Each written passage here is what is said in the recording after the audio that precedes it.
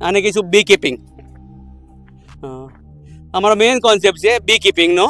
મધમાખી પાસે મારું મેઇન કામ છે. મધમાખીની આ ટાઈપની મારી પાસે 6,000 જેટલી કોલોનીઓ છે. 6,000 કોલોનીમાં કરોડો માખીઓ છે. બધી જ માખીઓ મને મધ આપે છે.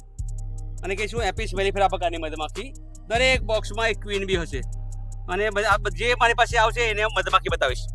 સ્કૂલના વિદ્યાર્થીઓ આવે, ખેડૂતો આવે, નેચરલ રોગ આવે, એ બધાને જો મધમાખી વિશે નોલેજ આપીશ.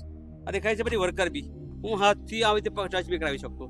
અને કહીશું મેલ બી, નર માખી. બાળકોને મધમાખી સ્પર્શ કરાવો નર, કેમ કે આ ડંખ જ નહીં થોડો હોઈ શકે.